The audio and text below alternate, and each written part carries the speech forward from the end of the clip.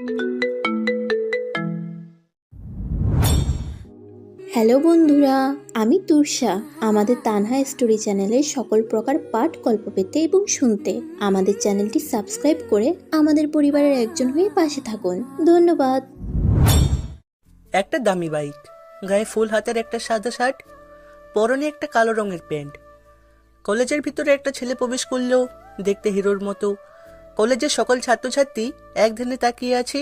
ছেলেটা bike parking করে কলেজের ভিতরে ঢুকে প্রিন্সিপাল স্যারের অফিস রুমে অনুমতি নিয়ে ঢুকলো। প্রিন্সিপাল স্যারের রুমে গিয়ে একটা চেয়ারে বসলো। ঠিকই ধরেছেন, এই ছেলেটা আর কেউ নয়, আমি। আজ থেকে এই কলেজে শিক্ষকতা করব। আর পরিচয় জানা লাগবে না, শুধু নামটা জেনে রাখুন, আমি আশিক।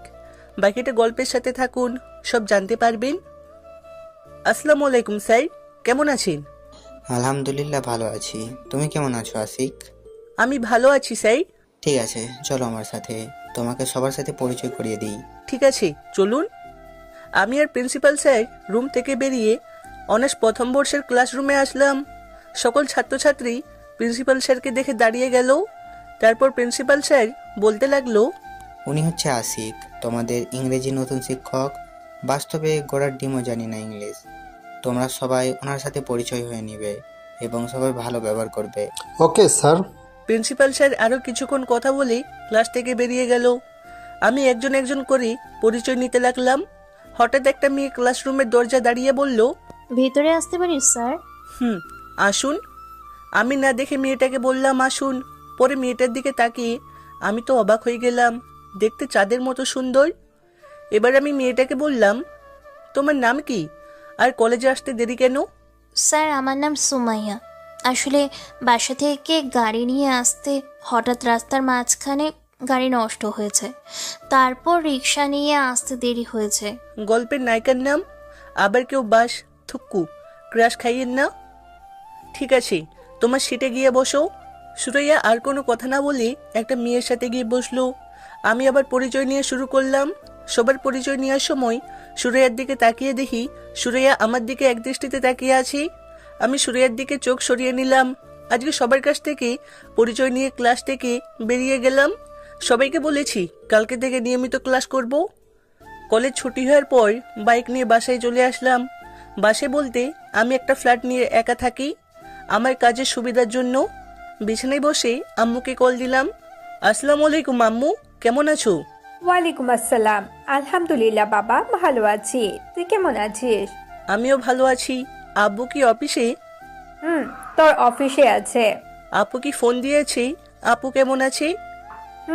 সকালে একবার দিয়েছে, কিছুদিন পর ওর জামাই সহ আসবে। আচ্ছা ঠিক আছে আম্মু, তুমি ভালো থেকো, নিজের শরীরের যত্ন নিও, খাওয়া দাওয়া ঠিক মতো করো। আমি মাত্র কলেজ থেকে আসলাম, ফ্রেশ হয়ে খাওয়া দাওয়া করে একটু রেস্ট নিব। ঠিক আছে বাবা, তাহলে রাখি। আম্মু এ বলে ফোন কেটে দিল। আমিও বসে না থেকে ওয়াশরুমে ঢুকে ফ্রেশ হয়ে খাওয়া দাওয়া করে একটা ঘুম দিলাম। আমার খাবার রান্না করার জন্য একজন খালাকে বাসায় রেখেছি। ওনার পাক পুরো আম্মুর রান্নার মতো।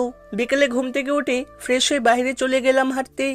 একটা পার্কে বসে চারদিকে তাকিয়ে দেখতে লাগলাম। হঠাৎ কেউ একজন পেছন থেকে বলল, আরে স্যার, আপনি এখানে কি করছেন? আমি পেছনে তাকিয়ে দেখি সুরেয়া, সাথে আরো দুইটা মেয়ে আছে, তারা সবাই আমার ছাত্রী। তখন আমি বললাম, এখানে আসলাম একটু ঘুরতে, তা তোমরা পার্কে কি করো? স্যার, আপনার মতো আমরাও ঘুরতে আসলাম। ওহ, স্যার, কিছু মনে না করলে একটা কথা বলতে পারি? বলো, সমস্যা নেই। আপনি কি কখনো প্রেম করছেন? মানে, আপনার কোনো গার্লফ্রেন্ড আছে? না, আমি কখনো প্রেম করি নাই, আর করার কোনো ইচ্ছা নেই। কেন স্যার? এসব প্রেম ট্রেম আমার কাছে ভালো লাগে না।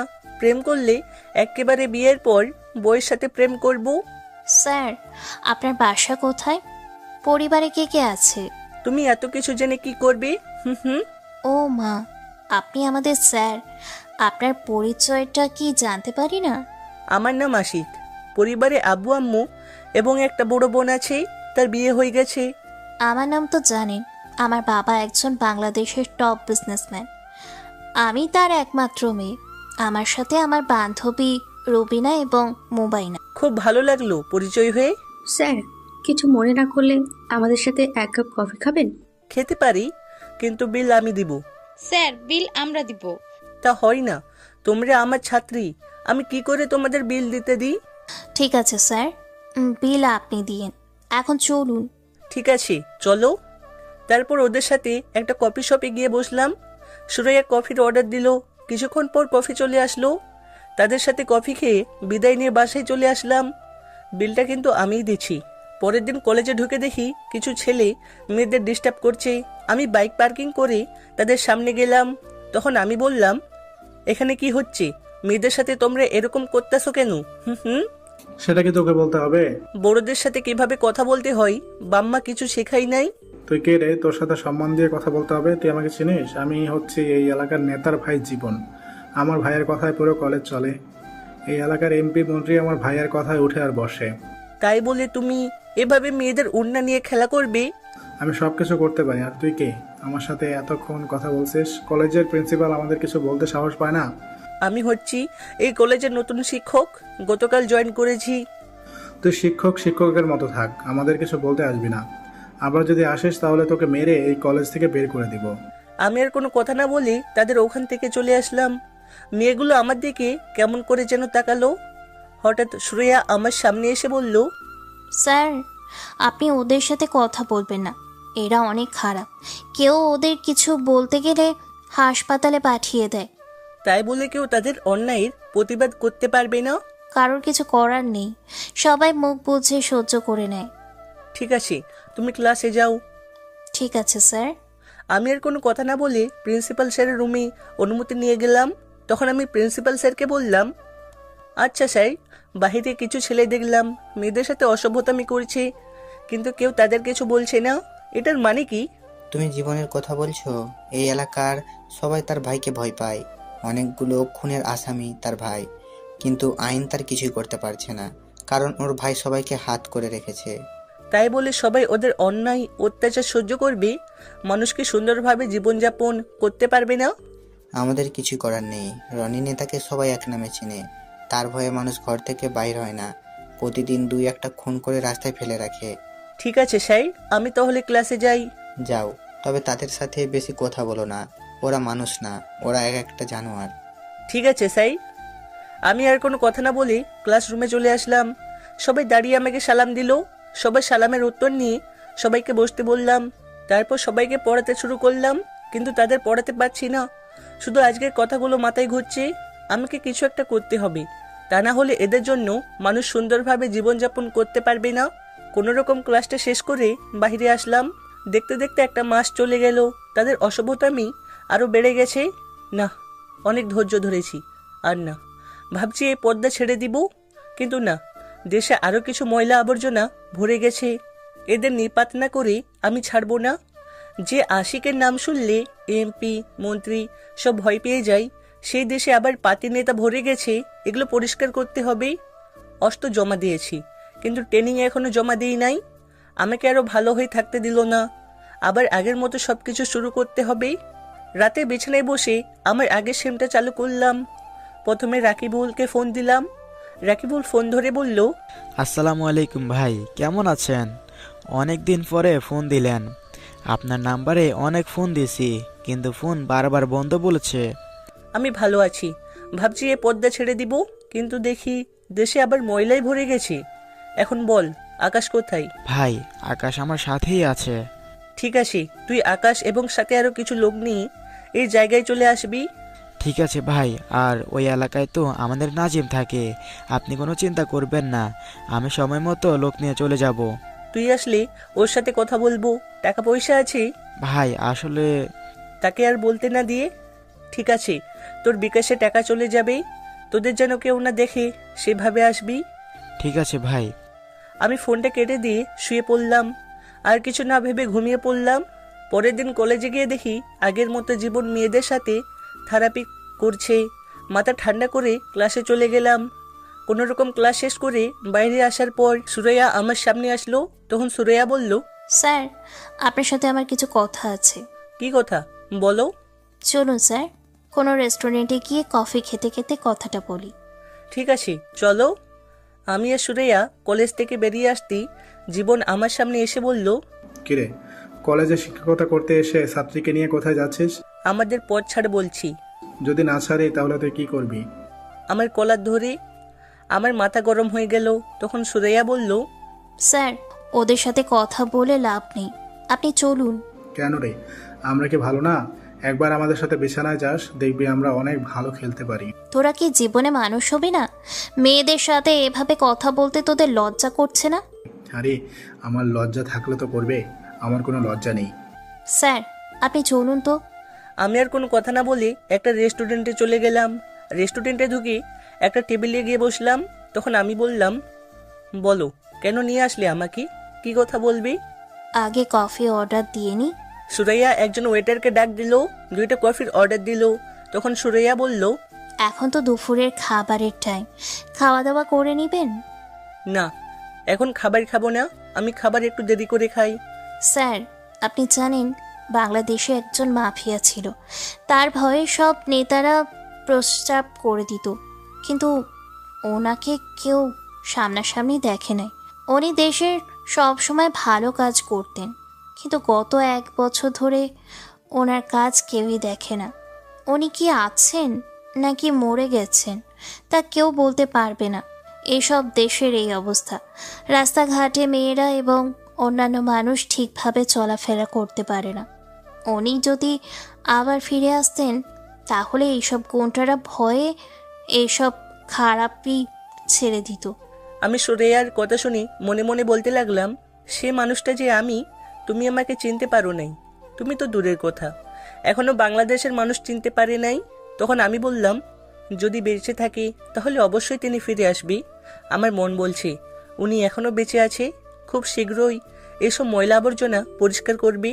তাই যেন হয় স্যার, আমরা রাস্তাঘাটে ওদের জন্য ঠিকভাবে চলাফেরা করতে পারি না। এবার বলো আমাকে কেন ডেকেছো? তারপর সুরাইয়া যেটা বলল আমি তো অবাক হয়ে গেলাম। এটা কি করে সম্ভব? তাহলে তো আমার কাজ করতে অসুবিধা হবে। না না, এটা আমি পারবো না। স্যার, আমি আপনাকে প্রথম যেই দিন ক্লাসে দেখি সেই দিন আপনাকে আমার পছন্দ হয়েছে। এই কথায় আমি আপনাকে ভালোবেসে ফেলেছি। প্লিজ স্যার, আপনি আমাকে ফিরিয়ে দিবেন না? আপনার পিছনে কলেজে অনেক মেয়ে ঘোরে, আপনাকে ভালোবাসি কথাটা বলার জন্য। আমি আপনাকে ছাড়া থাকতে পারবো না। এই, তুমি এটা কি বলছো? তুমি আমার সম্পর্কে জানো? আমি তোমার শিক্ষক, আমার সামর্থ্য নেই তোমাকে ভালোবাসার, কারণ তোমার বাবা একজন বাংলাদেশের টপ বিজনেসম্যান। সবচেয়ে বড় কথা হলো তুমি আমার ছোট, এটা কখনো সম্ভব না। আমি কিছু বুঝি না, আমি শুধু আপনাকেই চাই। আমি আপনাকে অনেক ভালোবেসে ফেলেছি। আমারই ভুল ছিল, তোমার সাথে ফ্রিভাবে কথা বলেছি, আর তাতেই তুমি আমাকে ভালোবাসার কথা বলেছো। পড়ালেখা শেষ করো, দেখবে আমার চেয়ে ভালো ছেলে পাবে।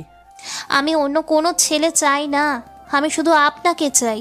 তুমি বোঝার চেষ্টা করো, এটা তুমি আবেগে বলছো। কিছুদিন পর আবেগ কেটে যাবে, তখন সবকিছু ভুলে যাবে। তাই বলছি পড়ালেখায় মন দাও। ঠিক আছে, আমি পড়ালেখায় মন দেব, তবে আমার কিছু শর্ত আপনাকে পালন করতে হবে। তা না হলে আমি বারবার ভালোবাসার কথা বলবো। আমি কার পাল্লায় পড়লাম রে ভাই? এই মেয়ে তো আমার মান সম্মান শেষ করে দিবে। কি আর করে, আর দেখি কি শর্ত দেয়। আমি বললাম, আগে বলো কি শর্ত, মানের মতো হলে মানবো। আমার প্রথম শর্ত হলো আপনি মেয়েদের সাথে বেশি কথা বলতে পারবেন না, সব সময় আমার সাথে কথা বলবেন। দ্বিতীয় শর্ত হলো আপনি আমাকে প্রতিদিন বাসায় গিয়ে পড়াতে হবে। তৃতীয় শর্ত হলো আমাকে কয়েকদিন পর পর বাহিরে ঘুরতে নিয়ে যেতে হবে। তোমার 2 নম্বর এবং 3 নম্বর শর্ত আমি মানতে পারবো না। প্রথম শর্ত মানতে রাজি আছি, আমি এমনি মেয়েদের সাথে কথা কম বলি। এটা হবে না, আমার দ্বিতীয় তৃতীয় শর্ত মানতে হবে, তা না হলে প্রতিদিন কলেজে সবার সামনে আপনাকে প্রপোজ করব। ঠিক আছে, আমাকে 2টা দিন ভাবার সুযোগ দাও, আমি তোমাকে 2 দিন পর জানাবো। ঠিক আছে, কিন্তু আপনি মানা করতে পারবেন না। ওকে, এখন বাসায় চলো। ঠিক আছে, চলুন। তারপর দুজনে রেস্টুরেন্ট থেকে বেরিয়ে যে যার বাসায় যেতে লাগলাম। আমি মনে মনে ভাবতে লাগলাম, কি মেয়ে রে ভাই, আমাকে শাসনের উপর রেখেছে। প্রথমে সুরাইয়াকে দেখি মনে করেছি সাদাসিধে মানুষ, এখন দেখি পুরো রাগী মেয়ে। আল্লাহ জানি আমার কপালে কি আছে। এইসব কিছু ভাবতে ভাবতে বাসায় চলে আসলাম। বাইক পার্কিং করে দরজার সামনে দাঁড়িয়ে কলিং বেল চাপ দিলাম। কিছুক্ষণ পর যে দরজা খুলে দিল তাকে দেখে একটু অবাক হলাম। আরে আপনারা ভাইবেন না, সুরাইয়া, এটা হচ্ছে রাকিবুল।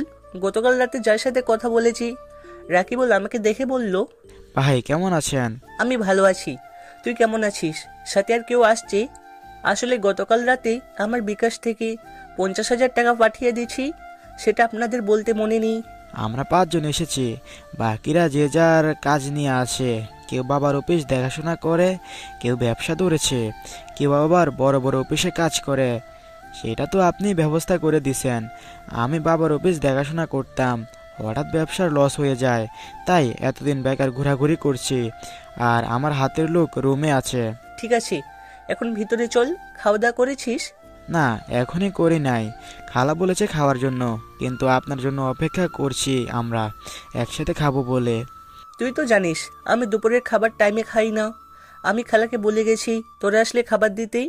ভাই পরে কথা বলবো, আগে আপনি ফ্রেশ হয়ে নেন, খাবার খেয়ে তারপরে কথা হবে। ঠিক আছে, তুই তোদের রুমে যা, আমি ফ্রেশ হয়ে আসছি। এই বলে আমি রুমে চলে আসলাম। ফ্রেশ হয়ে তাদের সাথে একসাথে খাবার খেতে লাগলাম। হঠাৎ রাকিবুল বলল, ভাই আজ 1 বছর পর আপনার সাথে বসে খাবার খাচ্ছি। এখন থেকে নিয়মিত খাবি। আমি একটা কাজে এই জায়গায় শিক্ষক হিসেবে আসছি। কাজটা শেষ হলে নিজের বাসায় ফিরে যাব। কি কাজ ভাই? সেটা সময় হলে জানতে পারবি। এখন খাবার খা। আর তোর কাছে সাগরের নাম্বার আছে? আছে ভাই। ওকে ফোন করে বলবি আমার সাথে দেখা করতে, তাকেও লাগবে আমার কাজে। ঠিক আছে ভাই, আমি ওকে ফোন করে দেখা করতে বলবো। তারপর খাবার খেয়ে নিজের রুমে চলে আসলাম। পরের দিন সকালে কলেজে ঢুকে দেখি আজকে জীবনকে দেখা যাচ্ছে না। আমি একটা মুচকি হাসি দিয়ে কলেজের ভিতরে যেতে লাগলাম। হঠাৎ কোথা থেকে সুরাইয়া আমার সামনে এসে বলল, স্যার একটা কথা শুনছেন? কি কথা? গতকাল কারা যেন জীবনকে মেরেছে, এখনো হাসপাতালে আছে। মনে হয় না 2-3 মাসের মধ্যে সুস্থ হবে। এই কথা শুনে কলেজের সব ছাত্রছাত্রী অনেক খুশি হয়েছে। তবে আরেকটা খুশি সংবাদ আছে। আবার কি খুশি সংবাদ? যারা জীবনকে মেরেছে তারা শুনছি মাফিয়ার লোক। জীবনের গায়ের ওপর একটা কাগজে লিখে দিয়েছে, মাফিয়া ইজ ব্যাক। আপনি ঠিকই বলছেন, মাফিয়া যদি বেঁচে থাকলে অবশ্যই ফিরে আসবে। আপনার কথা সত্যি হয়েছে। তাহলে তো ভালোই। এখন জীবনের ভাই রনি কি করেছে? আমি শুনেছি রনি নাকি মাফিয়ার কথা শুনে ভয়ে রুম থেকে বেরিয়ে আসছে না। তাহলে ওই মাফিয়াকে সবাই ভয় পাই? স্যার, আমার অনেক ইচ্ছে ওই মাফিয়াকে একটা বার দেখব, কিন্তু কি করে দেখব? এখনো কেউ ওনাকে দেখতে পায়নি। হয়তো নিজের কোনো সমস্যার কারণে সামনে আসে না। আচ্ছা এসব কথা বাদ দেন, আমার কথায় এখন কি ভাবছেন? মাত্র তো আজকে একদিন, এখনো কালকের দিন সময় আছে, তারপরে না জানাবো? ঠিক আছে, আপনি এখন ক্লাসে যান, আমি বান্ধবীদের সাথে আসছি। ঠিক আছে। এই বলে আমি প্রিন্সিপাল স্যারের কেবিনে অনুমতি নিয়ে ঢুকলাম। তখন প্রিন্সিপাল স্যার বলল, আশিক, তুমি এসেছো? আজকে আমি অনেক খুশি। ওই জীবন জানোয়ারকে কারা যেন গতকাল ডান্স পার্টি থেকে তুলে নিয়েছে, মেরে রনির বাসার সামনে ফেলে গেছে। আমি সব শুনেছি স্যার। আমার ছাত্রী সুরাইয়া আমাকে কলেজে আসার পর বলেছে, আর শুনেছি মাফিয়া নাকি ওকে মেরেছে। তুমি ঠিকই শুনেছো। ওই মাফিয়াকে একটাবার যদি দেখতাম তাহলে ওনার পা ধরে সালাম করতাম। আমারও অনেক শখ স্যার ওই মাফিয়াকে একটাবার দেখাই। তুমি কেন, এই বাংলাদেশের সবারই ইচ্ছা ওই মাফিয়াকে একটাবার দেখবে। সে মাফিয়া সবসময় মানুষের বিপদে পাশে দাঁড়ায়। আজ 1 বছর পর আবার ফিরে এসেছে। ঠিক বলেছেন স্যার। সবাই ওই মাফিয়ার জন্য দোয়া করবেন, যেন সফলভাবে সব কাজ করতে পারে। তার পরিবারের জন্য দোয়া করবেন।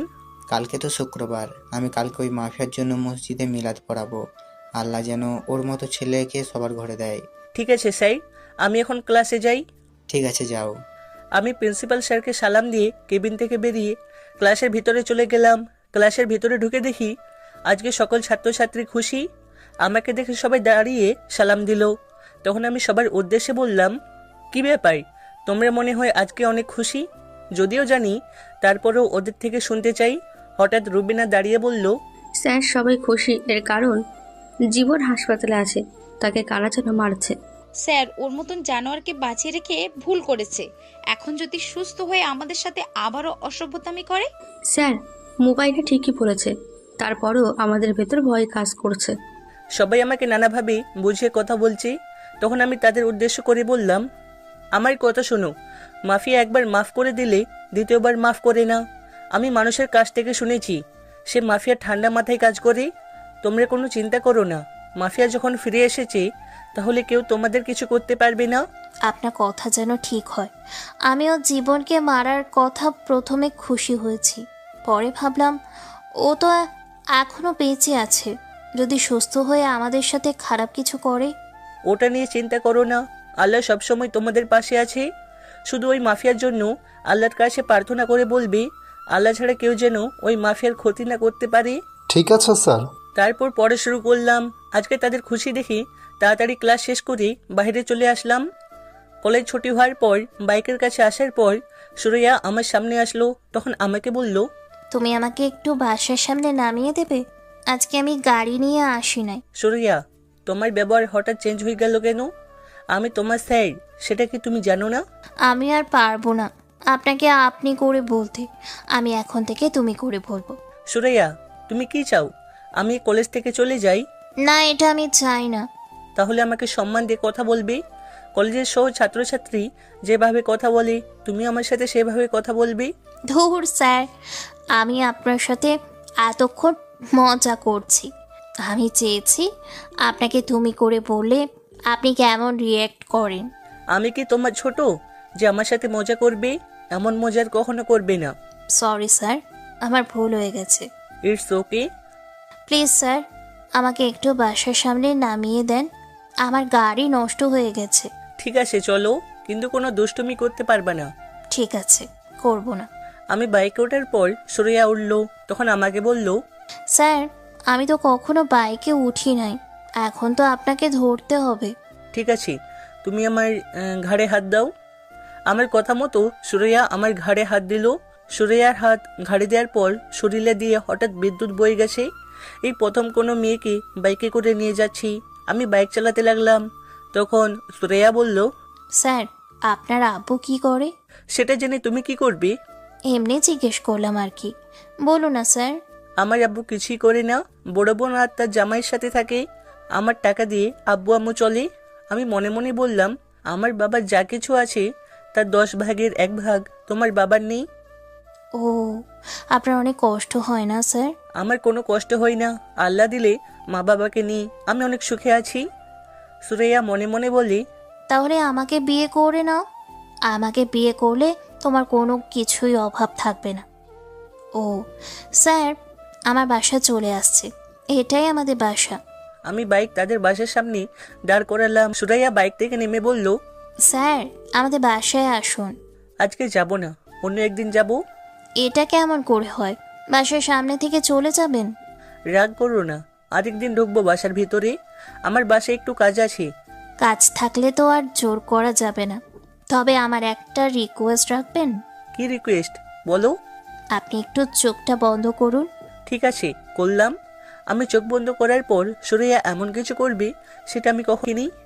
আমি চোখ বন্ধ করার সাথে সাথে সুরাইয়া আমার গালে একটা চুমু দিয়ে দৌড়ে ভিতরে চলে গেল। সুরাইয়া এটা কি করলো আমি তো কিছুই বুঝতে পারলাম না। আমি আর কোনো কিছু চিন্তা না করে বাসায় যেতে লাগলাম। এবার আপনাদের আসল ঘটনা খুলে বলি। গতকাল রাতে সাগর আমার সাথে দেখা করে জীবনের কথা ওকে জিজ্ঞাসা করলে সে আমাকে অনেক কিছু খুলে বলে। তারপর আমি নাজিম আর রাকিবুলকে বলেছি জীবনকে রাতে একটু আদর করে আসতে। এমন আদর করতে বলেছি যেন 2-3 মাস আগে সুস্থ না হয়। আর একটা কাগজে লিখে দিতে বলেছি মাফিয়া ইজ ব্যাক। এটা যেন রনি দেখতে পায় আর এই এলাকায় সবাই যেন বুঝতে পারে মাফিয়া তাদের এলাকায় আছে, তাই ওরা চিন্তামুক্ত থাকতে পারবে। এই ছিল গতকাল রাতের কাহিনী। আপনাদের সাথে কথা বলতে বলতে বাসায় চলে আসলাম। কলিং বেল চাপ দেওয়ার পর খালা এসে দরজা খুলে দিল। রাকিবুল এবং তার গুলোকে একটা জায়গায় পাঠিয়েছি, তাই ওরা বাসায় নেই। নিজের রুমে এসে ফ্রেশ হয়ে দুপুরের খাবার খেয়ে রুমে চলে আসলাম। হঠাৎ দেখি মোবাইল ফোন বাজতে আছে। হাতে নিয়ে দেখি আম্মু ফোন দিয়েছে। আসসালামু আলাইকুম আম্মু, কেমন আছো? আলহামদুলিল্লাহ বাবা, ভালো আছি। তুই কেমন আছিস? আমিও ভালো আছি। তোকে যেটা বলার জন্য ফোন দিয়েছি, মুসলিমা ওর জামাই সহ আজকে বাসায় এসেছে। তুই কি কিছুদিনের ছুটি নিয়ে আসতে পারবি? আপু বাসায় আসছে, আমাকে তো একটুও বললা না। আমাদের কেউ বলে আসে নাই, হঠাৎ করে চলে এসেছে। ও, আমি কালকে 2 দিনের ছুটি নিয়ে আসবো। ঠিক আছে, আমি এখন ফোন রাখি। সকালে সাবধানে চলে আসিস। ঠিক আছে বলে ফোন কেটে দিলাম। তারপর একজনের কাছে ফোন দিয়ে কিছু কথা বলে ফোন কেটে একটা ঘুম দিলাম। রাতে খাবার খেয়ে রুমে এসে প্রিন্সিপাল স্যারকে ফোন দিলাম। কিছুক্ষণ পর ধরলো, আসসালামু আলাইকুম স্যার, কেমন আছেন? আলহামদুলিল্লাহ ভালো আছি আসিক, তুমি কেমন আছো? আর হঠাৎ ফোন দিলে যে? আমি ভালো আছি স্যার। আসলে স্যার, আমার 2 দিনের ছুটি লাগবে। বড় আপু আজ 2 বছর পর বাসায় এসেছে। বড় আপু তার জামাইয়ের সাথে এতদিন কানাডায় ছিল। ঠিক আছে, 2 দিনের বেশি যেন না হয়, সামনে কিন্তু পরীক্ষা আসছে। ঠিক আছে স্যার, আমি সময় মতো চলে আসবো। এখন তাহলে রাখি, আসসালামু আলাইকুম। ওয়ালাইকুম আসসালাম, আল্লাহ হাফেজ।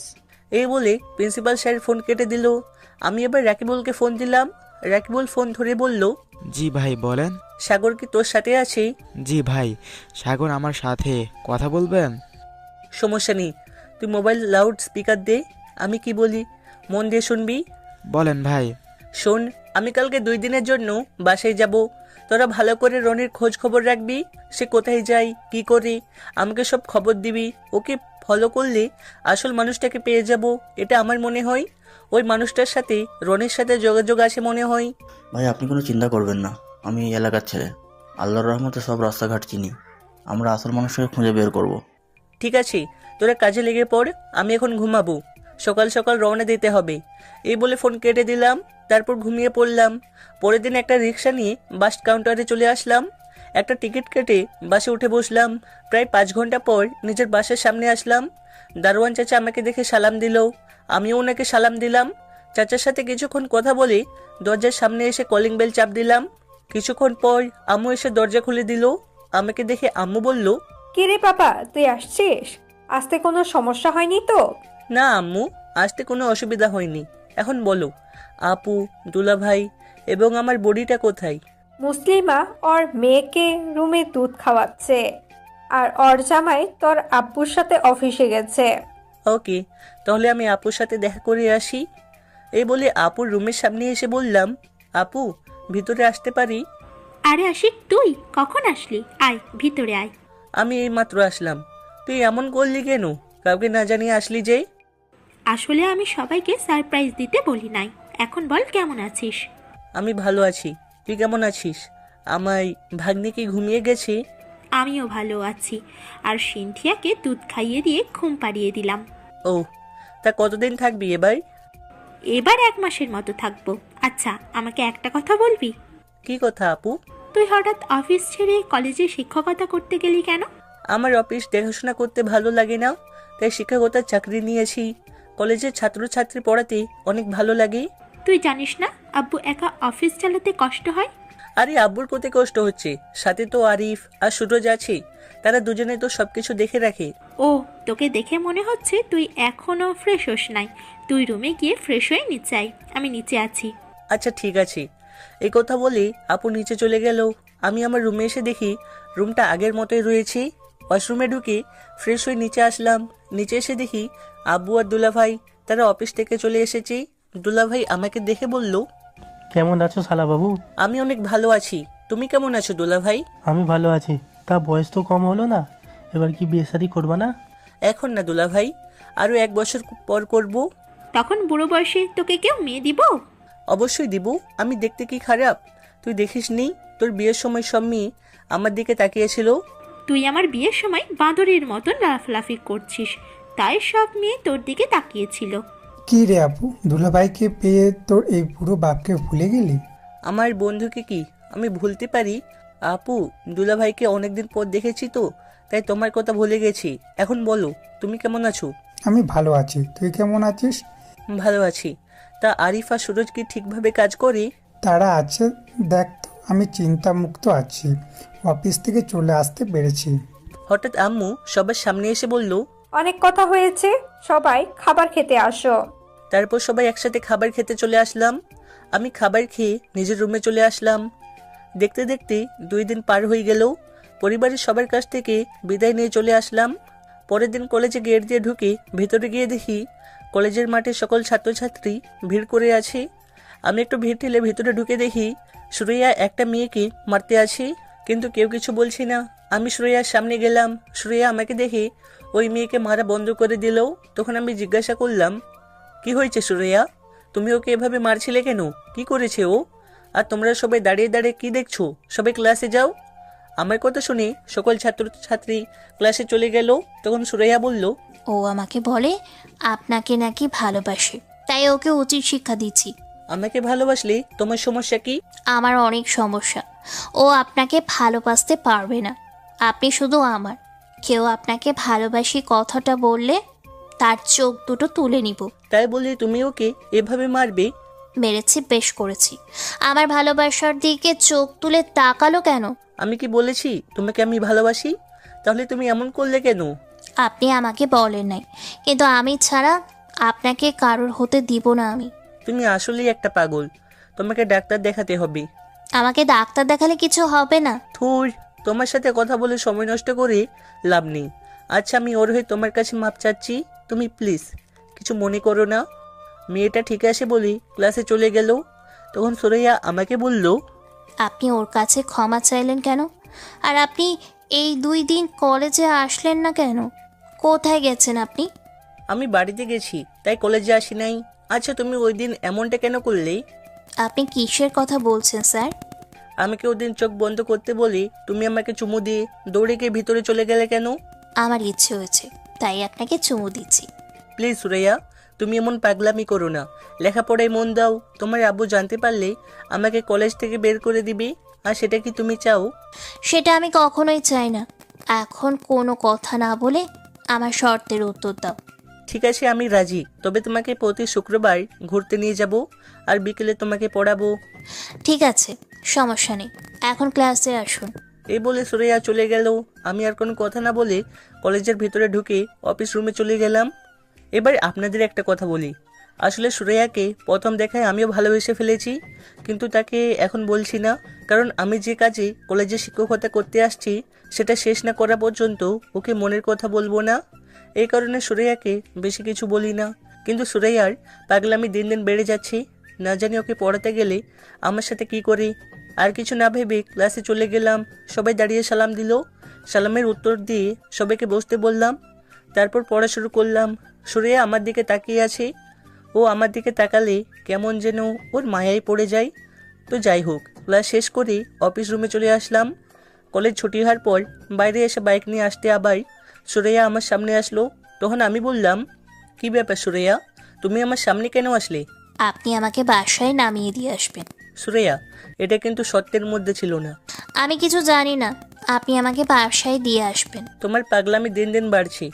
তোমাকে প্রথম দেখে তো এমন মনে হয় নাই। আপনি জানেন না, আমার অনেক রাগ। আজ পর্যন্ত কোনো ছেলেকে ভালোবাসি নাই, কিন্তু আপনাকে দেখার পর অনেক ভালো লেগেছে। তাই তো আপনার সাথে পাগলামি করি। তোমার সাথে কথাই পারবো না। এখন নামো, তোমার বাসা চলে এসেছি। দূর, এত তাড়াতাড়ি বাসায় চলে এসেছে? বিকেলে ঠিক টাইমে বাসায় চলে আসবেন। ঠিক আছে, কিন্তু তোমার আব্বুর কাছে কি বলেছো আমার কথা? কি, আমি যে আপনাকে ভালোবাসি সে কথা নাকি? ধুর, আমি বলেছি আমি যে তোমাকে পড়াবো। এটা কি তোমার আব্বুকে বলেছো? এটা আমি 2 দিন আগেই বলে রাখছি আব্বুকে। আব্বু রাজি হয়েছে। আমি বলছি আপনি 2-3 দিন পর পড়াতে আসবেন। ঠিক আছে, আমি এখন বাসায় যাচ্ছি। সাবধানে যাবেন। আমি আর কোনো কথা না বলে বাসায় চলে আসলাম। সুরাইয়ার সাথে এভাবে কথা না বললে কিছু একটা করে ফেলবে। তার আব্বু যদি জানে আমার জন্য তার মেয়ে এমন করছে, তাহলে আমাকে কলেজ থেকে বের করে দিবে। কলেজ থেকে বের হয়ে গেলে আমি কাজটা করতে পারবো না। এখন রাস্তা দিয়ে আসলে সবাই আমাকে চিনি।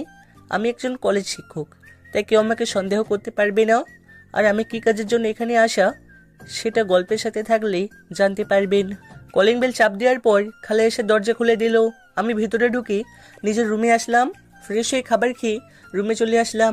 বিছানায় শুয়ে মোবাইল হাতে নিয়ে দেখি রাকিবুল অনেকগুলো ফোন দিয়েছি। তাই আমি রাকিবুলকে ফোন দিলাম। বল, ফোন দিয়েছিস কেন?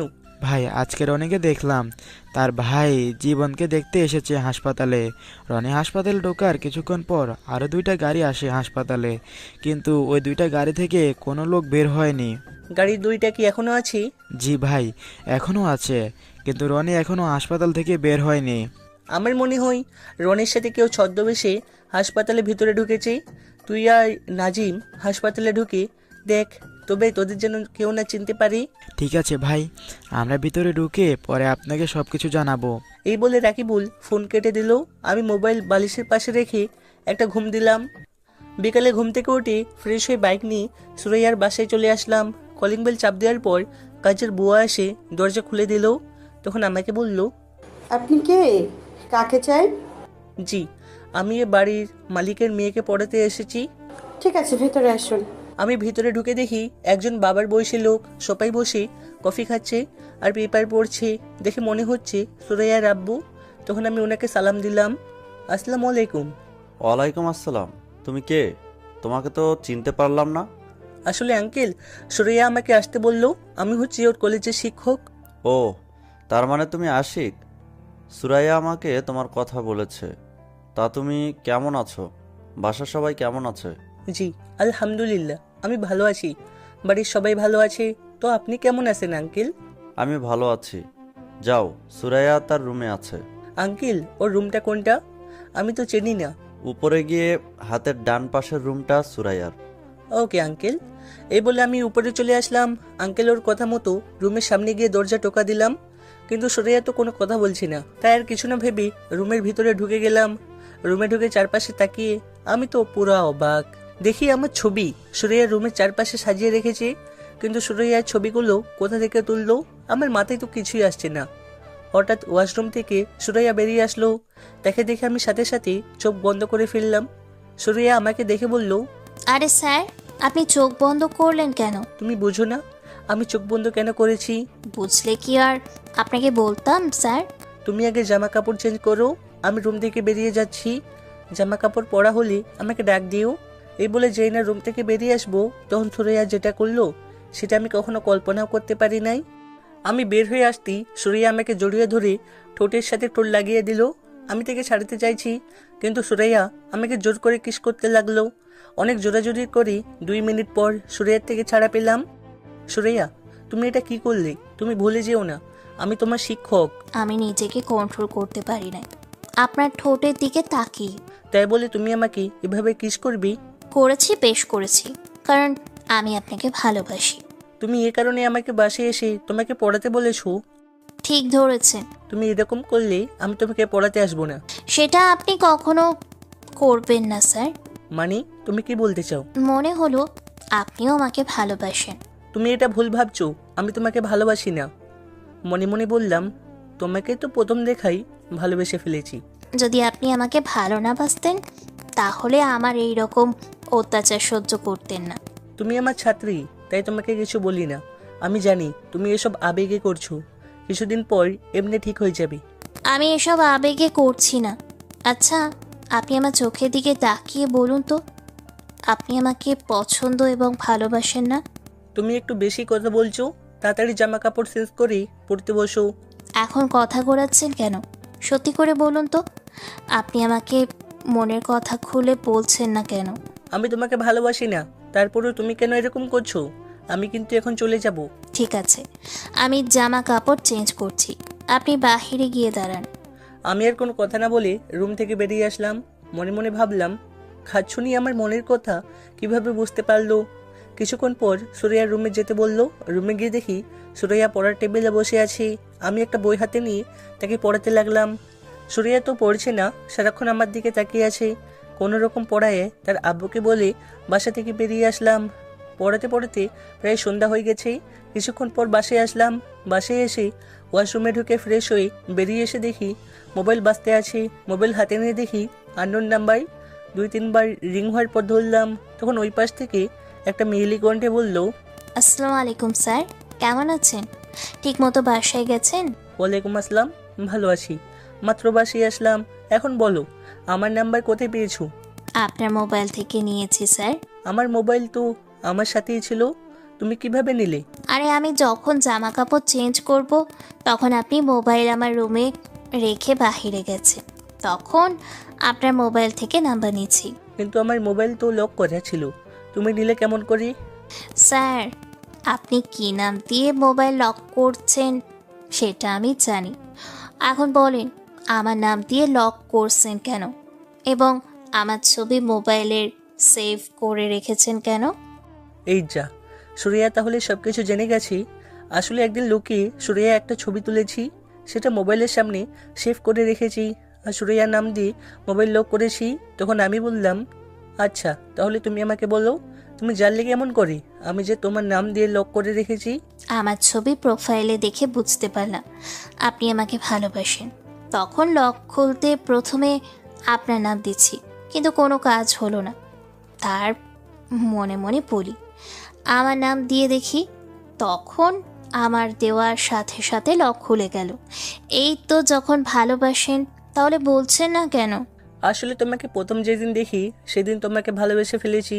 পরে ভাবলাম তুমি আমার ছাত্রী, এটা কি তোমার আব্বু আম্মু মেনে নিবে, তাই তোমাকে বলি নাই। আজ পর্যন্ত কোনো মেয়েকে আমার ভালো লাগে নাই, একমাত্র তোমাকে দেখে আমার অনেক ভালো লাগে। প্লিজ আপনি আমার সাথে একটাবার দেখা করতে পারবেন? কিছুক্ষণ আগেই তো তোমার বাসা থেকে আসলাম, এখন আবার কেন যাব? আসলে দেখতে পারবেন, প্লিজ আপনি না করবেন না। যদি তোমার আব্বু আম্মু কিছু বলে তখন কি বলবো? সেটা নিয়ে আপনাকে ভাবতে হবে না, আমি দরজার সামনে আপনার জন্য অপেক্ষা করব। আর আমি আব্বু আম্মুকে অন্য কিছু বলে মানিয়ে নেব। ঠিক আছে, আমি আসছি। এই বলে ফোন কেটে দিলাম। তারপরে একটা জামা গায়ে দিয়ে খালার কাছে বলে বাসা থেকে বেরিয়ে আসতে মোবাইলটা বেজে উঠলো। মোবাইলের দিকে তাকিয়ে দেখি রাকিবুল ফোন করেছে। তখন আমি কল রিসিভ করে বললাম, বল রাকিবুল। ভাই আপনি একটু আমার সাথে দেখা করতে পারবেন? অনেক জরুরি কথা আছে। কি কথা বলো? ভাই কথাগুলো সামনাসামনি বললে ভালো হবে। ঠিক আছে, তুমি লোকেশন ট্যাগ করো, আমি আসছি। ঠিক আছে ভাই। আমি ফোনটা কেটে দিয়ে সুরিয়াকে ফোন দিলাম।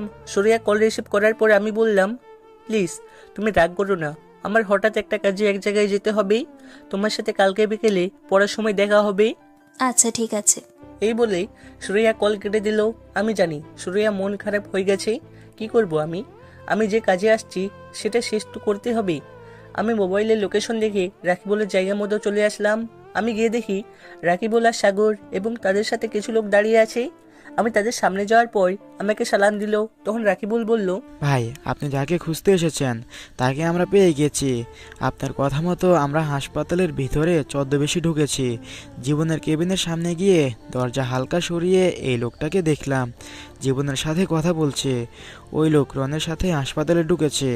পরে যে দুইটা গাড়ি এসেছে ওই দুটো খালি গাড়ি ছিল এবং ওই লোকটার ছিল। এখন আপনাদের ওই লোকটার নাম বলছি না, কারণ তাকে সামনাসামনি ধরার পর নাম বলবো, তাই কথায় কথায় ওই লোকটা বললাম। তো যাই হোক, গল্পে আসি। এখন ওরা কোথায়? ভাই আমরা ওই লোকটাকে দেখার পর হাসপাতাল থেকে বেরিয়ে চলে আসি। তারপর বের হওয়ার জন্য অপেক্ষা করতে লাগলাম। কিছুক্ষণ পর রনি ওই লোকটা সহ বেরিয়ে আসলো। আমরা ওদের পিছু নিই। হঠাৎ তারা এই জায়গায় আসার পর হেলিকপ্টার করে কোথায় যেন চলে যায়। সাথে কি রনি গেছে? না ভাই, রনি ওর লোক নিয়ে বাসায় ফিরে গেছে। আচ্ছা ঠিক আছে, তোমরা একটু সেফে থাকো, যা করার আমি করতেছি। আমি বাসায় যাচ্ছি, কোনো খবর পেলে আমাকে জানাবে। ওকে ভাই। তাদের থেকে বিদায় নিয়ে বাসায় চলে আসলাম। রাতে খাবার খেয়ে বিছানায় শুয়ে একজনের সাথে কিছু কথা বলে সুরিয়াকে ফোন দিলাম, কিন্তু সুরিয়া মোবাইল বন্ধ বলছি। মনে হয় আমার উপরে রাগ করে মোবাইল বন্ধ করে রেখেছি। দেখতে দেখতে 15 দিন চলে গেল। সুরিয়া এখন আমার সাথে কথা বলে না, আমাকে এড়িয়ে চলে। কিন্তু কোনো মেয়ের সাথে কথা বললে চোখ মুখ লাল করে ফেলে। আমি জানি সুরিয়া আমার উপর অভিমান করে আছে, আর আমিও বেশি জোর করছি না, কারণ সামনে তাদের পরীক্ষা চলে এসেছে। সুরিয়া এখন পড়ালেখায় মন দিছে। পড়ালেখা শেষ হোক, তারপর ওকে সব কিছু খুলে বলবো। হঠাৎ মোবাইল ফোনটা বেজে উঠল। আমি মোবাইল ফোনটা রিসিভ করার পর ওই পাশ থেকে বলল, আশিক, ওই শালাকে খুঁজে পেয়েছি, এখন কি তাকে ধরবো? না, রনি আর ওকে একসাথে ধরবো। এখন কিছু করা যাবে না, আগে পরীক্ষা শেষ হোক, তারপর অ্যাকশনে যাব। ঠিক আছে, তুই যেটা বলবি সেটাই হবে। এখন কি করিস? খাওয়া দাওয়া করে রুমে এসে বিছানায় শুয়ে মোবাইল টিপতে আসি। ঠিক আছে, তুই ভালো থাকিস, পরে কথা হবে। ওকে, তুই ভালো থাকিস, আল্লাহ হাফিজ। এই বলে ফোন কেটে দিয়ে ঘুমিয়ে পড়লাম। পরের দিন কলেজ গেট দিয়ে ঢুকে ভিতরে গিয়ে দেখি সুরিয়া একটা ছেলের সাথে দাঁড়িয়ে হেসে হেসে কথা বলছে। এটা দেখে বুকের বাম পাশে কামড় দিয়ে উঠলো। সুরিয়া আমাকে দেখে ওই ছেলের হাত ধরে কথা বলছি। আমি ওদের থেকে চোখ সরিয়ে অফিস রুমে চলে আসলাম। প্রিন্সিপাল স্যারের সাথে কিছুক্ষণ কথা বলে ক্লাসরুমে আসলাম। ক্লাসে ঢুকে দেখি সুরিয়া আর ওই ছেলে একসাথে বসে হেসে হেসে কথা বলছে। আমি ক্লাসে ঢোকার পর ওই ছেলেটা তার সিটে গিয়ে বসলো। আমি কোনো কথা না বলে পড়াতে শুরু করলাম। ও, আপনাদের তো একটা কথা বলতে ভুলে গেছি। সুরিয়াকে পরের দিন পড়াতে যাওয়ার পর সুরিয়া আমাকে আসতে মানা করে দিয়েছে। আর আমার জন্য ভালো হয়েছে। তাকে পড়াতে গেলে আমি কাজের কথা ভুলে যাই। আমি এর ফাঁকে প্রায় কাজটা এগিয়ে ফেলেছি, শুধু এখন সময়ের অপেক্ষা। পড়ার ফাঁকে ফাঁকে সুরাইয়ার দিকে তাকিয়ে দেখি, কিন্তু সুরাইয়া আমার দিকে তাকাচ্ছে না। তার মানে কি সুরাইয়া আমাকে এখন আর ভালোবাসে না? আমাকে কলেজ ছুটি হওয়ার পর সুরাইয়ার সাথে কথা বলতে হবে। কোনো রকম ক্লাস শেষ করে বেরিয়ে আসলাম। তারপর আরও অন্য ক্লাসগুলো শেষ করলাম। কলেজ ছুটি হওয়ার পর বাইরে আসার পর দেখি সুরাইয়া আর ওই ছেলেটা বেরিয়ে আসতে আছে। তখন আমি তাদের সামনে গিয়ে বললাম, সুরাইয়া, তোমার সাথে আমার কিছু কথা আছে। স্যার, আমি কি থাকবো নাকি চলে যাব? তুমি চলে যাও। ঠিক আছে সুরাইয়া, তুমি থাকো, আমি বাসায় গেলাম। না আকাশ, দুজনে একসাথে যাব। স্যার, আপনি কি কথা বলবেন বলুন। আমি তোমার সাথে একা কথা বলতে চাই। স্যার, আমার হাতে সময় নেই, আমার বাসায় যেতে হবে, আপনি তাড়াতাড়ি বলুন। ঠিক আছে, যেহেতু তোমার তাড়া আছে তাহলে আর বলবো না, তুমি যেতে পারো। সুরাইয়া আর কোনো কথা না বলে ফারহানের সাথে কলেজ থেকে বেরিয়ে গাড়ি নিয়ে বাসায় চলে গেল। সুরাইয়ার কথাগুলো শুনি অনেক কষ্ট পেলাম। আমি আর দাঁড়িয়ে না থেকে বাসায় চলে আসলাম। কোনো রকম আজকের দিনটা শেষ করলাম। পরের দিন কলেজে গেট দিয়ে ঢুকে সামনে যেটা দেখলাম সেটার জন্য আমি একদম প্রস্তুত ছিলাম না। আরে আপনারা খারাপ কিছু ভাইবেন না। আমি দেখি ফারহান একটা গোলাপ ফুল নিয়ে সুরাইয়ার সামনে হাঁটু গেড়ে বসে প্রপোজ করতে আসে। আমি দূরে দাঁড়িয়ে সুরাইয়ার রিয়াকশন দেখি সুরাইয়া কি করে। আমি মনে করেছি সুরাইয়া ফুল নেবে না, কিন্তু আমার ধারণা ভুল ছিল। সুরাইয়া ফারহানের কাছ থেকে ফুলগুলো নিল। তারপর সুরাইয়া যেটা করলো সেটা দেখে আমি পুরো অবাক হয়ে গেলাম। সুরাইয়া গোলাপ ফুল হাতে নিয়ে একটা চুমু খেলো, তারপর ফারহানের হাত ধরে ক্লাসের ভেতরে চলে গেল। তার মানে সুরাইয়া এখন আমাকে ভালোবাসে না। আমি মনে করেছি সুরাইয়া আমার উপর অভিমান করে আমাকে কষ্ট দেওয়ার জন্য এমন করেছে, কিন্তু না, সুরাইয়া এখন আমাকে আর ভালোবাসে না। ঠিক আছে, সুরাইয়া যখন আমার সাথে সুখী না তাহলে তাকে আর জোর করবো না। আমার কাজটা শেষ হলে এই এলাকা থেকে চলে যাব।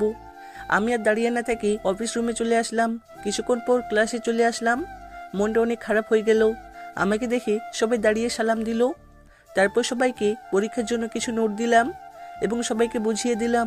পরীক্ষারও 2 দিন পরে সুরাইয়া আমার দিকে একটা বার তাকালো না। কোনো রকম ক্লাসটা শেষ করে অফিস রুমে চলে আসলাম। দেখতে দেখতে পরীক্ষার আজকে শেষ দিন। সুরাইয়া আমার সাথে আর কথা বলে নাই, সবসময় ওই ফারহানের সাথে কথা বলতো। সবার পরীক্ষা শেষ হওয়ার পর বাইরে এসে দেখি 4-5টা গাড়ি কলেজের ভিতরে ঢুকলো। তারা আর কেউ নয়, রনি মাস্তান এবং ফাহাদ মাস্তান। এবার আপনাদের বলি, আমি যার খোঁজে এখানে এসেছি সে হচ্ছে ফাহাদ মাস্তান। ওকে মারার জন্য এই এলাকায় আসা। কি হয়েছে ফাহাদ মাস্তান তো কিছুক্ষণ পর জানতে পারবেন। আমি রনি এবং ফাহাদের সাথে আরও 2টা ছেলেকে দেখে একটা মুচকি হাসি দিলাম। তারা আর কেউ নয়, রাকিবুল এবং সাগর। রনি আর ফাহাদকে দেখে কলেজের সকল ছাত্রছাত্রী এক জায়গায় দাঁড়িয়ে দেখতে লাগলো। সবার ভিতরে ভয় ঢুকে গেছে। আমি তাদের সামনে যাওয়ার পর রনি বলল, তুই কি মনে করেছিস আমি তোকে ধরতে পারবো না? শুনছি তুই নাকি আমার চাচাতো ভাই ফাহাদকে মারতে এসেছিস। তখন ফাহাদ মাস্তান বলল, তুই আমাকে মারতে আসলি কেন? আমি তোর কি ক্ষতি করেছি? আজ থেকে 6 মাস আগে তুই একটা পরিবারকে সবার সামনে গুলি করে মেরেছিস, সেটা কি তোর মনে আছে? মনে আছে। ওই রফিকের কাছে চাঁদা চাইতে গেলে আমার গালে থাপ্পড় মারে, তাই ওকে এবং ওর পরিবারকে রাস্তার মাঝে গুলি করে হত্যা করি। তোকে আইন কিছু করে নাই? এই ফাহাদের নাম শুনলে এমপি মন্ত্রীও ভয় কাঁপে, আর তুই বলছিস আইন কিছু করে নাই? ও তাই নাকি? কিন্তু আজকে তোকে আমার হাত থেকে কে বাঁচাবে? তুই জানিস রফিককে? উনি হচ্ছে আমার বাবার বন্ধু। আমার সাথে অনেক দুষ্টুমি করতো। আমি ওনার সাথে বন্ধুর মতো চলাফেরা করেছি, আর তুই টাকার জন্য ওনার পরিবার সহ মেরে ফেললি। যখন শুনেছি প্রশাসন তোকে কিছু করে নাই, তখন আমি এই কলেজে ছদ্মবেশে ঢুকি একমাত্র তোকে মারার জন্য। তুই এখনো আমার আসল পরিচয় জানিস না আমি কে। ও তাই নাকি? তাহলে বল তুই কে? সেটা কিছুক্ষণ পর জানতে পারবি। আগে তোদের একটু ক্যালমা দেখাই। রাকিবুল এবং সাগর, তোরা এদিকে আই। আমার কথা শুনি রাকিবুল এবং সাগর আমার পাশে এসে দাঁড়ালো। রনি আর ফাহাদ শুধু চেয়ে আছে। তখন আমি আবার তাদের বললাম, তোরা জানিস এরা কারা? ওরা হচ্ছে আমার লোক। আমি ওদের বলেছি তোদের সাথে অভিনয় করে ঢুকতে এবং তোদের সব খবর আমাকে দেওয়ার জন্য। কি, ওরা তোর লোক? তার মানে এতদিন আমাদের অবৈধ ব্যবসা সব তুই ধ্বংস করেছিস। আজকে তোদের কেউ বাঁচতে পারবে না আমাদের হাত থেকে। ওই তোরা দাঁড়িয়ে দেখছিস কি? ওদের মেরে ফেল। এই বলে যেই না রনির লোক আমাদের মারতে আসবে, তখন 2টা হেলিকপ্টার উপর থেকে মাঠের মাঝখানে এসে নামলো এবং কলেজের গেট দিয়ে 10-12টা গাড়ি ঢুকলো। রনির লোক সহ দাঁড়িয়ে গেল। হেলিকপ্টার থেকে 2টা ছেলে বেরিয়ে আসলো। তারা আর কেউ নয়, আরিফ আর সুরজ। এর হচ্ছে আমার বন্ধু এবং আমার ডান হাত বাম হাত। আরিফ আর সুরজ আমাকে একটা কোট পরিয়ে দিল, যে কোটে আমার লড়াই করার সব জিনিস আছে। তখন আমি ওদের বললাম, আমাকে দেখে চিনতে পারিস নাই তাই না? আমি হচ্ছি সেই মাফিয়া যে ছদ্মবেশে দেশের জন্য কাজ করে গেছি, যার নাম শুনলে এমপি মন্ত্রী ভয় প্রস্রাব করে দেয়। তার মানে তুই সেই মাফিয়া যাকে বাংলাদেশের সব মাস্তান ভয় পায়? ঠিকই ধরেছিস, আমি সেই মাফিয়া। তোদের মতো মাস্তানকে আমি মেরে মেরে রাস্তায় ফেলে রাখতাম। আমি মনে করেছি বাংলাদেশ এখন আর কোনো গুন্ডা মাস্তান নেই, তাই বাবার অফিসে 1 বছর ধরে কাজ করতে লাগলাম। হঠাৎ আঙ্কেলের হত্যার কথা শুনি আবার আগের জগতে ফিরে আসলাম। রনি আর ফাহাদ দৌড়ে এসে আমার পা জড়িয়ে ধরে বলতে লাগলো। প্রথমে ফাহাদ বলল, ভাই আমার ভুল হয়ে গেছে, আপনি আমাকে ক্ষমা করে দিন, আমি আর এমন কাজ কখনো করব না, আমি এখন ভালো হয়ে যাব। এবার রনি বলল, ভাই আমি আপনাকে চিনতে পারি নাই, আমাকে আপনি ক্ষমা করে দেন। আমরা সবাই এখন থেকে ভালো কাজ করব, কখনো খারাপ কাজ করব না। তোদের মতো মাস্তানকে আমি আশিক কখনো ক্ষমা করব না। তোরা আমার নাম শোনার পরেও অন্যায়, অত্যাচার, নির্যাতন, খুনি খারাপি করেছিস। তোদের কারণে মানুষ ঘর থেকে বের হতে পারে না, তাদের মেয়েকে একা ছাড়তে পারে না। কলেজে মেয়েদের ওড়না এবং শরীরে নানান জায়গায় হাত দিয়েছিস, রাস্তায় মেয়েদের ইজ্জত নিয়ে ছিনিমিনি খেলেছিস। তোদের কোনো ক্ষমা নেই। এই কথা বলে রনি এবং ফাহাদের বুকে গুলি করা শুরু করলাম। কলেজের প্রিন্সিপাল সহ সকল ছাত্রছাত্রী শুধু তাকিয়ে দেখছি। এই ওদের লাশ 2টা নদীতে ভাসিয়ে দে। আর বাকিদের বলছি, আমি তোমাদের কিছু করলাম না। আমি জানি তোমরা ওদের কথা মতো কাজ করে গেছো, তাই বলছি ভালো হয়ে যাও, তা না হলে ওদের মতো তোমাদের মেরে নদীতে ভাসিয়ে দিব। রনি আর ফাহাদের লোক আমার পা ধরে ক্ষমা চেয়ে বলল তারা এসব কাজ আর কখনো করবে না। তারপর ওরা কলেজ থেকে বেরিয়ে গেল। এতক্ষণ প্রিন্সিপাল স্যার আমার কাহিনী দাঁড়িয়ে দাঁড়িয়ে দেখছে। আমি প্রিন্সিপাল স্যারের সামনে যাওয়ার পর স্যার আমার পা ধরতে আসলে আমি বললি, স্যার এটা আপনি কি করছেন? আশিক, তোমাকে আমি একদিন কি বলেছি মনে আছে? বলেছি না, যেদিন মাফিয়াকে সামনাসামনি দেখবো সেদিন তার পা ধরে সালাম করব। স্যার আপনি আমার গুরুজন, আপনাদের কাছে শিক্ষা পেয়ে আজ এত দূরে আসতে পারলাম। আমি এই কাজটা অনার্স প্রথম বর্ষ থেকে শুরু করি। এটা আমার কয়েকটা বন্ধু মিলে ভিতরে ভিতরে শুরু করি। তোমার এই মাফিয়া হওয়ার পিছনে কারণ যদি একটু বলতে। ঠিক আছে স্যার, তাহলে সবাই শুনুন। আমার বেস্ট ফ্রেন্ড আরিফ আর সুরজ, আমরা 3 জনে একটা প্ল্যান করি। দেশে গুন্ডা মাস্তান ভরে গেছে, তাই তাদের উচিত শিক্ষা দিতে হবে। তাই আমরা 3 জনে আরও কিছু ছেলে মিলে রাতের আধারে এসব গুন্ডা মাস্তানকে মেরে ফেলি। এভাবে আস্তে আস্তে আমাদের অনেক ছেলে হয়ে যায়। সবগুলো বিশ্বাসী ছেলে ছিল। তারপর আমাদের গ্রুপের একটা নাম দেওয়া হয় মাফিয়া কিং। আর সবার বস আমাকে বানানো হয়, কারণ তাদের সবার থেকে মেধা শক্তি ছিল অনেক ভালো। আমরা এসব কাজ করতে করতে পুরো বাংলাদেশে আমার নাম ছড়িয়ে যায়। পুরো বাংলাদেশের 64 জেলায় আমার লোক আছে। এসব কাজ করতে করতে যখন দেখলাম বাংলাদেশ থেকে সব সন্ত্রাসী মাস্তান ধ্বংস করে ফেলেছি, তখন বাবার সাথে অফিসের কাজে লেগে পড়ি। এত বছর কাজ করার পরেও আমাকে কেউ ধরতে পারে নাই, কিন্তু আমরা সবাই দিন হলে সবার সামনে দিয়ে চলাফেরা করতাম। আপনি জানেন বাংলাদেশের 1 নম্বর বিজনেসম্যানকে? তিনি হচ্ছেন রহমান সিকদার, আর আমি হচ্ছি তারই একমাত্র ছেলে আশিক সিকদার। কয়েক মাস আগে আঙ্কেলের হত্যার কথা শুনি আপনার কলেজে শিক্ষক হিসেবে জয়েন করি। শিক্ষকতা হিসেবে ঢোকার কারণ, তাহলে কেউ আমাকে ধরতে পারবে না। আজকে সবার সামনে আসার কারণ হচ্ছে বাংলাদেশের সব মানুষ আমাকে একটা বার দেখার জন্য, সবাই যেন আমাকে চিনতে পারে। এতক্ষণে সব সাংবাদিক, পুলিশ, রেব, বিজিবি, সেনাবাহিনী সবাই চলে এসেছে। আর সবচেয়ে বড় কথা হলো মন্ত্রী এবং এমপি কলেজে চলে এসেছে আমাকে একটাবার দেখার জন্য। মন্ত্রী আমার সামনে এসে বলল, তোমাকে একটাবার দেখার অনেক ইচ্ছে ছিল, আল্লাহ আজকে তোমাকে দেখার সুযোগ করে দিয়েছে। তোমার মতো ছেলে বাংলাদেশের সবার ঘরে যদি একজন করে থাকে, তাহলে কোনো সন্ত্রাসী গুন্ডা মাস্তান কিছুই করতে পারবে না। হঠাৎ একটা সাংবাদিক বলে উঠল, স্যার দেশের হয়ে এমন কাজ কেন করছেন? আমার বুঝ হওয়ার পর থেকে দেখে আসছি বাংলাদেশে কিছু সন্ত্রাসী গুন্ডা মাস্তান দেশটাকে ধ্বংসের দিকে নিয়ে যাচ্ছে। রাস্তাঘাটে মেয়েরা চলতে পারে না। বড় বড় ব্যবসায়ীদের কাছে চাঁদা চাইলে তারা দিতে না পারলে ওদের লাশ পরের দিন রাস্তায় পড়ে থাকে। কিছু কিছু চেয়ারম্যান মেম্বার আছে গরিবদের হক ঠিকভাবে বুঝিয়ে দেয় না, গরিবদের রক্ত চুষে খায়। মেয়েদের তুলে নিয়ে তাদের ভোগ করে মেরে ফেলে রাস্তায় ফেলে রেখে যায়। তাই ছোট থেকে একটা প্রতিজ্ঞা করেছি, বড় হলে এদের আমি ধ্বংস করব। তারপর আস্তে আস্তে বড় হওয়ার পর শুরু করে দিই। তুমি কোনো চিন্তা করবে না, তোমার সাথে সরকার আছে, বাংলাদেশে 16 কোটি মানুষ তোমার সাথে আছে। আমরা সবাই তোমার সাথে আছি। তুমি তোমার কাজ চালিয়ে যাও। তোমার কোনো কিছু দরকার হলে সরকারের কাছে বলবে, সরকার তোমাকে হেল্প করবে। ধন্যবাদ স্যার। আমি শুধু সরকারের কাছে একটা জিনিস চাইবো, সেটা আমার জন্য না, দেশে গরিব দুঃখী মানুষের জন্য। গরিবদের জন্য একটা করে ঘর করে দেওয়া হোক, কয়েকটা হাসপাতাল করে দেওয়া হোক, তারা যেন বিনামূল্যে চিকিৎসা করতে পারে, কয়েকটা স্কুল কলেজ করে দেওয়া হোক, তারা যেন তাদের ছেলে মেয়েদের বিনা পয়সায় পড়াতে পারে। তাহলে দেশে কোনো ছেলে মেয়ে অশিক্ষিত থাকবে না। এটাই আমার সরকারের কাছে যাওয়া। তুমি চিন্তা করো না, আমরা সরকারের কাছে আবেদন করব। তোমার কথাগুলো যেন রাখে। ইনশাল্লাহ সরকার অবশ্যই সব কিছু করে দিবে। আমি এখন তাহলে আসি, আমার বাসায় কিন্তু একদিন অবশ্যই আসবে। আমি ঠিক আছে বললাম। তারপর এমপি, মন্ত্রী এবং সব সাংবাদিক চলে গেল। আমি প্রিন্সিপাল স্যারকে বললাম, স্যার আমি চলে যাচ্ছি। আমি এই কাজটা করার জন্য কলেজে এসেছি। যদি কখনো ভুল কিছু করে থাকি তাহলে আমাকে মাফ করে দিবেন। আরে তোমার মতো ছেলে কখনো অন্যায় করতে পারে না। তুমি ভালো থেকো, আমার দোয়া সবসময় তোমার সাথে আছে। আমি প্রিন্সিপাল স্যারের সালাম দিয়ে আরিফ আর সুরজের সাথে হেলিকপ্টারের সামনে যাওয়ার পর সুরাইয়া আমার সামনে এসে দাঁড়ালো। তুমি আমার সামনে এসে দাঁড়ালে কেন? আমাকে আপনি ক্ষমা করে দেন, আমি আপনাকে চিনতে পারি নাই। আমি কখনো ভাবিনি আপনি সেই মাফিয়া।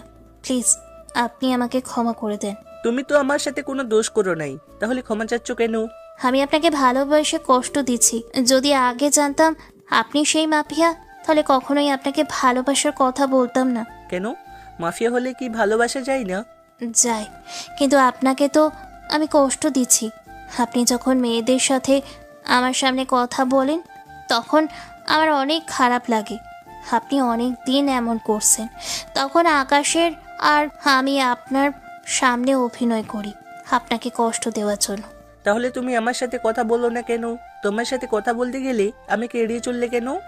ওই দিন আপনি আমার বাসায় আসবেন বলে আসলেন না দেখে আপনার সাথে কথা বলি নাই, কিন্তু আপনি তো আমার সাথে একটা বার জোর করলেন না। আমি চাইছি আপনি আমার সাথে জোর করে কথা বলেন, কিন্তু আপনি বললেন না। আমি তোমার সাথে যদি জোর করে কথা বলতে চাই তাহলে ছাত্রছাত্রী কি ভাববে আমাকে?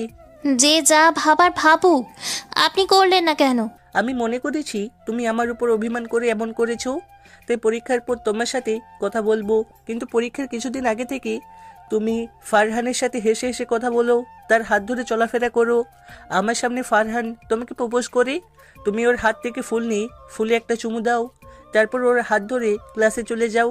তাই আমি মনে করেছি তুমি এখন আর আমাকে ভালোবাসো না। সেটা তো আপনাকে কষ্ট দেওয়ার জন্য করেছি। আমি আর ফারহান জাস্ট ফ্রেন্ড, আমাদের মধ্যে অন্য কিছুই নেই। আর আকাশের গার্লফ্রেন্ড আছে, আমি ওকে বলছি আমার সাথে অভিনয় করতে। ও তাহলে এই ব্যাপার। তুমি জানো আমি তোমার এসব দেখে অনেক কষ্ট পেয়েছি। পরে চিন্তা করলাম আমার দ্বারা এসব প্রেম ভালোবাসা হবে না। জীবনের প্রথম কাউকে ভালোবাসলাম, প্রথম প্রেমে ব্যর্থ। তাই ভাবলাম আমি যে কাজে এসেছি সেটা শেষ করে নিজের বাসায় চলে যাব। এসব প্রেম ভালোবাসা আর করবো না। একেবারে বিয়ের পর বউয়ের সাথে প্রেম করব। এখন কি আমাকে ভালোবাসবেন না? বাসতে পারি যদি এরকম কষ্ট আর কখনো না দাও। আমি আর এমন কষ্ট আপনাকে দিব না। সবসময় আপনাকে ভালোবাসা দিয়ে আপন করে রাখবো। তুমি আমাকে এবার আপনি বলা বাদ দাও, এখন থেকে তুমি করে বলবে। ঠিক আছে, তুমি করে বলবো। আরিফা, সুরজ, তোরা দুইজন একটু অন্যদিকে তাকাতো। আমার কথা শুনি আরিফ আর সুরজ অন্যদিকে তাকিয়ে মুচকি মুচকি হাসছি। ওরা আমার মতলব বুঝে গেছে। আর বুঝবে না কেন, তারা তো আমার বেস্ট ফ্রেন্ড। আরিফ আর সুরজ অন্যদিকে তাকানোর পর আমি সুরাইয়ার ঠোঁটের সাথে ঠোঁট লাগিয়ে দিলাম, কারণ সুরাইয়ার ঠোঁট দুটো আমার তার দিকে টানছে। তাই আর নিজেকে কন্ট্রোল করতে পারলাম না। সুরাইয়া আমাকে জড়িয়ে ধরে পাগলের মতো কিস করতে লাগলো। প্রায় 5 মিনিট পর ছেড়ে দিলাম। সুরাইয়া আমার বুকের ভিতরে মাথা লুকিয়ে ফেললো। এই পাগলি, তোমার আবার কি হয়েছে? তুমি ওদের সামনে এটা কি করলে? তোমার দেখি লজ্জা শরম কিছুই নেই। তুমি যখন আমাকে করতে তখন আমি কিছু করেছি, আর ওরা আমার বেস্ট ফ্রেন্ড, তাই কিছু হবে না। ঠিক আছে, এখন কি তুমি বাসায় চলে যাবে? এখন আমি বাসায় যাব। কালকে আব্বু আম্মুকে তোমাদের বাসায় বিয়ের প্রস্তাব নিয়ে পাঠাবো। সত্যি বলছো? পাগলি, তোমাকে আমি একেবারের জন্য বাসায় নিয়ে আসবো। তোমাকে ছাড়া আমি থাকতে পারবো না। আমিও তোমাকে ছাড়া থাকতে পারবো না। তুমি যত তাড়াতাড়ি সম্ভব আমাকে বিয়ে করে তোমার বাসায় নিয়ে যাও। ঠিক আছে, এখন তুমি বাসায় যাও, কালকে আব্বু আম্মুকে পাঠিয়ে দিব। তোমাকে ছেড়ে যেতে ভালো লাগছে না। আরে পাগলি, কিছুদিন অপেক্ষা করো, তারপর তো তোমাকে নিয়ে আসবো। ঠিক আছে, এখন আমাকে জড়িয়ে ধরে আরেকবার কিস করো। কি আর করার, সুরাইয়ার কথা মতো আরেকবার কিস করলাম। তারপর সাগর আর রাকিবুলকে বললাম সুরাইয়াকে বাসায় দিয়ে আসতে সাগর এবং রাকিবুল সাথে সুরাইয়া চলে গেল। আমি একটা হেলিকপ্টারে উঠে পড়লাম। আরিফা সুরজ তারা অন্যটাই উঠলো। তারপর হেলিকপ্টার উপরে উঠে গেল। বেশি সময় লাগলো না ঢাকায় আসতে। দেখতে দেখতে সেই দিনটা চলে আসলো, মানে আমার আর সুরাইয়ার বিয়ে হয়ে গেল।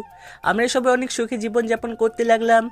সুরাইয়াকে একটা ভার্সিটিতে ভর্তি করে দিছি। প্রতিদিন সকালে আমার সাথে করে ভার্সিটি নিয়ে যাই, আবার ছুটি হওয়ার পর নিয়ে আসি। সরকার আবার কথা রেখেছে, তারা অলরেডি কাজ শুরু করে দিছে। এখন দেশ